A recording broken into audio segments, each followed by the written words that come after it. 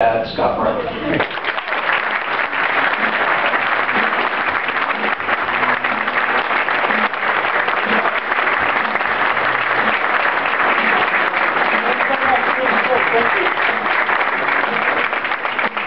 Thank you, JP. I actually checked the records. I don't think it was actually 20. It's probably just 10.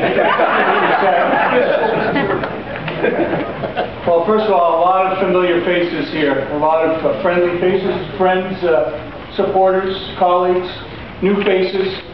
I want to thank you all very much for the warm welcome that you've given both Gail and me and our family. Jennifer, I want to thank you and your team at the state party for all of your efforts. Gail and I are honored to join each and every one of you today. I want to thank the elected officials here as well, and especially thank all the activists who made all the victories so possible. We have a lot of work ahead of us, but together we're going to make 2014 a great Republican year in New Hampshire and across this great country.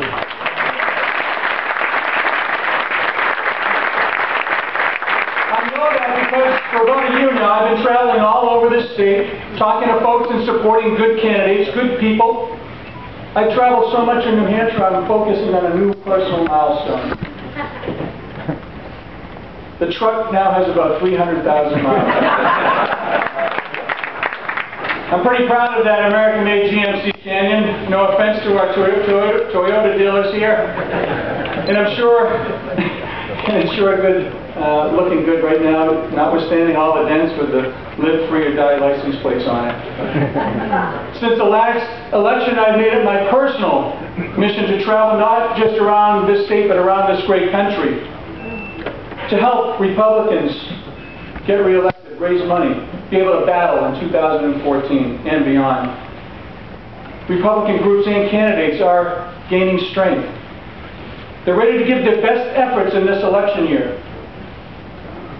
I've journeyed far and wide, like many of you, glad to help wherever I can. Every one of us here shares that same commitment. And if we do things right this year, we'll bring a defining victory to our cause.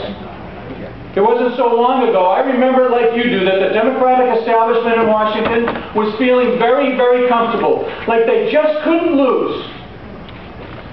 You could tell they were comfortable because they kept forcing Obamacare upon us and didn't much care how the American people, or each and every one of you in this room, felt about it. Well, guess what? Election day is about 8 months away, and they're already in panic mode.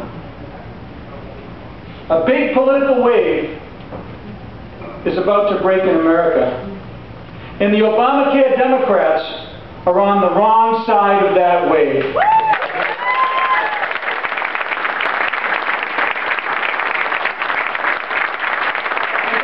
Remember this disastrous law began with a promise, and you all remember it. If you like your health plan, you can keep it. Remember that. Period. Period. Then the attitude became, you're going to change your plan and like it. Period. And here's the message that all the Americans and every one of you want to hear right now. If we don't like Obamacare, we can get rid of it. Period.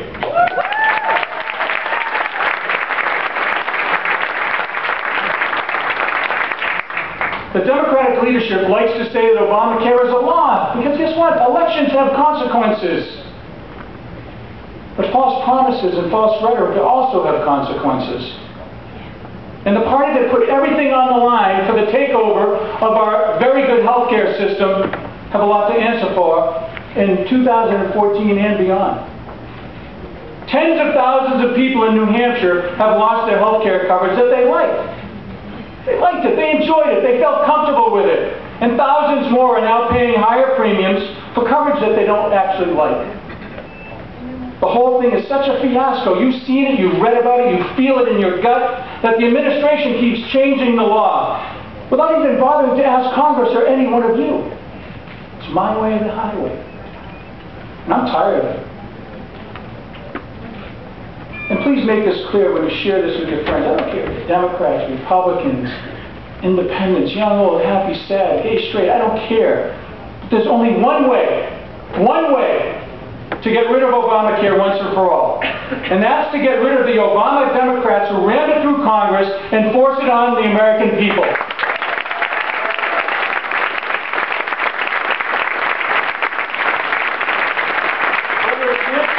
You all remember this? Listen, we have to pass the bill to see what's in it. That has to be the greatest quote of all time. Or the go-along Democratic senators who vote 99 to 100% of the time with the president.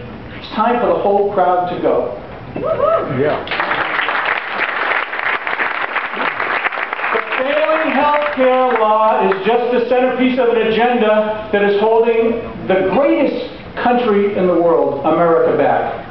That agenda is keeping unemployment high, raising taxes, over-regulating our businesses, hurting the middle class, their families, overwhelming this country in debt and deficits that we just can't afford, and weakening America's standard in this world. The federal government spends too much, it taxes too much, it borrows too much. And as I said before, the last thing in Washington we need right now is another yes vote to support a broken and misguided agenda. Amen. I've said it before as I travel around this country. I've said it in the past. We need to get off the road of big government and focus on private enterprise, our job creators, the people who sign on the dotted line, put their house, their lives, their loved ones, their health on the line each and every day to create jobs for each and every one of you in this room. New jobs to the people, basic federal duties, starting with our citizens' rights and the security of this great country. Those are the things that matter.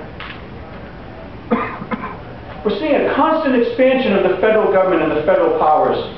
It's up to us to ask the basic questions dealing with this. Since when can a president rewrite laws and acts of Congress as he sees fit, as this president has done? Since when?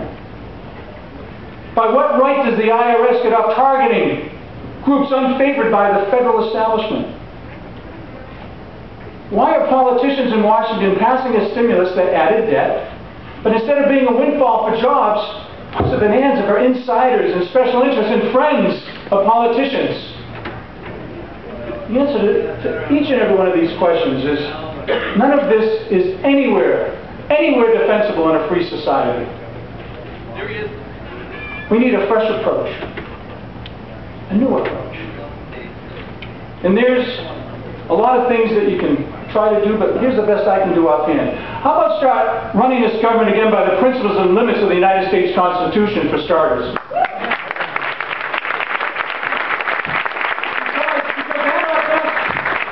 That's where we Republicans come in, as the defenders of freedom and opportunity. And opportunity is more than just another word in politics, especially when you've had a glimpse of life without it. We're still the party of Lincoln. We're still the party of Reagan. We believe in the goodness and possibilities of our lives. That's still a fundamental core belief in my soul, and I know in your soul. I don't care if you are a conservative Republican, a moderate Republican, a liberal Republican. As Americans, that's the core belief that we all feel in our soul. And we try to speak for the men and women who work hard each and every day to make a decent living. We want schools that help build knowledge and character. A nation committed to security, fairness, freedom. We see our country, I see our country as a force for good like no other in this world. And we understand how much rides on a strong and confident America. You can see it right now in the Ukraine, what's happening. All of this describes the people in neighborhoods I've known since I was a kid. It started right here in New Hampshire. So much of my life played out in Massachusetts, and I'm very proud and thankful for those opportunities. But a big part of it was always right here in New Hampshire. And I'd like to take a moment just to reflect back for a moment so we can actually move forward on facts. My mom and dad married at a very young age. My dad met Mom when she was a waitress at Hampton Beach. You've all been there. My dad was an airman at Pease Air Force Base. They were living on Islington Street in Portsmouth when I came along. Peace had no hospital, so I was born in the Portsmouth Naval Shipyard, which I still believe, and always have believed, still belongs in Portsmouth.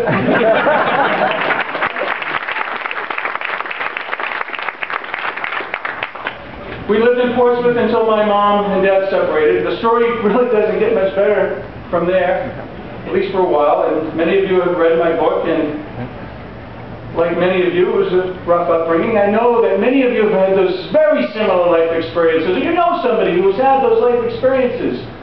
So I'm not unique except for the fact that my mom and dad were married and divorced 4 times each. I laugh, I'll cry. Okay? I lived in 17 houses by the time I was 18. We were on public assistance for a while. And now and then, as a young boy and teenager, I got into trouble. Okay, let's just say that right up front. And I worked through high school and college and law school and jobs that usually involved a mop, a paintbrush, a shovel, or any honest work that paid the bills, so I could, do something to move me forwards to something better that we all strive for as Americans. And during those challenging years, one influence, the main influence in my life that made all the difference to me was the love and care I got from my grandparents. I think of them often these days because we spent so much time together in New Hampshire. Sorry. There were the summers at Hoyt's Cabins, spending the summer with Graham to escape kind of the chaos of my life, exploring the rocks along Rye Coast like many of you have done with your kids and grandkids, looking for that sea glass. Where my daughters used to think it was dollars. We'd walk up to the ice cream place and we'd be behind the girls saying, "Hey, it's money, I'll pay for it." And they say, "That's like 2 ice creams and a sea glass, we're all set." Playing around at Hampton Beach, walking through the gardens and catching a show at Prescott Park. Strolling through Strawberry Bank with my grandfather as he explained the history of Portsmouth. Those places, and spending time with my grandparents, was a refuge that I needed at that point in my life. And it was a long point in my life. Those memories are so powerful to me that I still get a little bit emotional about it. I've tried to share them with my wife and our own daughters so they can share them with their kids and so on and so forth. I cherish those memories and those long and strong family ties to this great state. And without a doubt, they helped draw me and Gail back to New Hampshire. My upbringing always, it won't set the best of examples. And it might not sound like the making of a Republican. Yet when I cast my vote for president in 1980, I knew which candidate talked my language, and the language of opportunity and freedom, that was Ronald Reagan to me. Back then, just like today, I remember it like it was yesterday. National Democrats offered themselves up back in the 80s as the champions of the little guy, a voice for the people at the bottom who didn't have anything. But guess what? I was pretty close to the bottom myself at that point in my life. And when critics talked about Republicans as the defenders of wealth and privilege, that sure didn't describe the party and cause that earned my loyalty when I was a young voter. The party of Ronald Reagan stood for liberty and equality, an upward path and light for everyone, and a strong national defense to protect our country and advance our cause throughout this great world. That was a party I was proud to join. Proud to join. And I'm still proud to be a part of. And though we never have been perfect as a party, and we're battling amongst ourselves as brothers and sisters, trying to get our vision and our feelings out, we're still Republicans, as we're still Americans first. Still the best party to lead this nation, not only in this election cycle, but the next.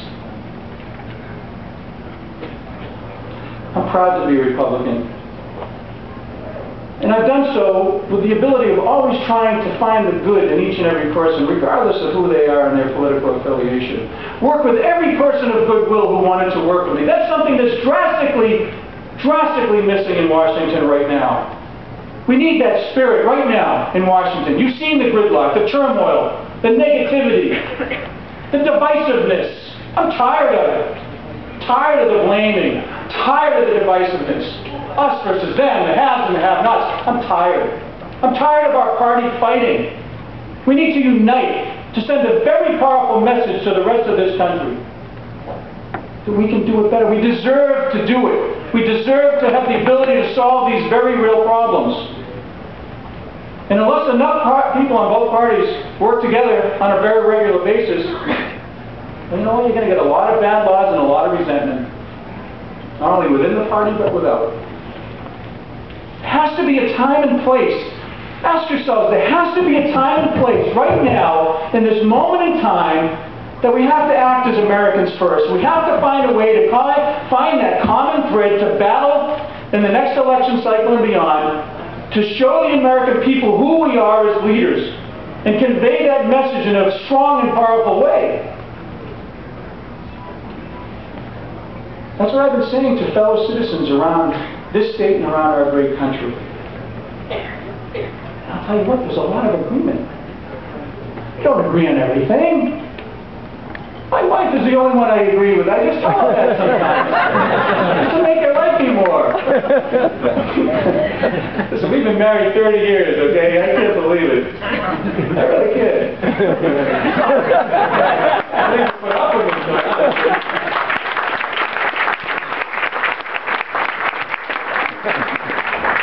There's a lot of agreement. And to paraphrase President Reagan, a lot of you are 60, 70, 80% friendly and 100% enemy. So we have to find that common ground. And I just want to tell you, I'll be listening a lot more closely in these coming weeks as I make a very big decision in our lives. And it won't surprise you that over the last year, I've been paying special attention to my wife Gail of almost 30 years. And Gail's the one who's been telling me that if I really want to make a difference, number one, I should stop complaining. And number two, I should run for the United States Senate in New Hampshire. So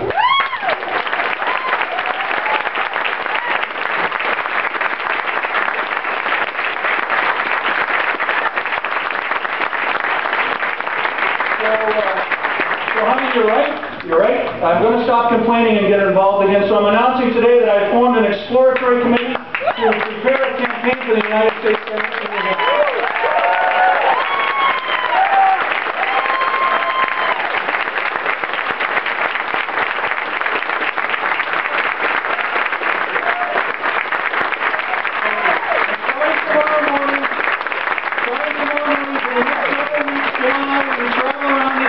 State to introduce ourselves, to ask questions, to speak with everyone of every background, Republicans, Independents, Democrats alike, and above all, to listen and learn of all of your concerns, because I do not know it all, unlike some people in Washington who think they do.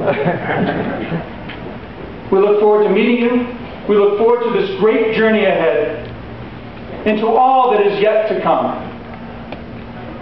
Thank you for your courtesy, your friendship. God bless. Thank you.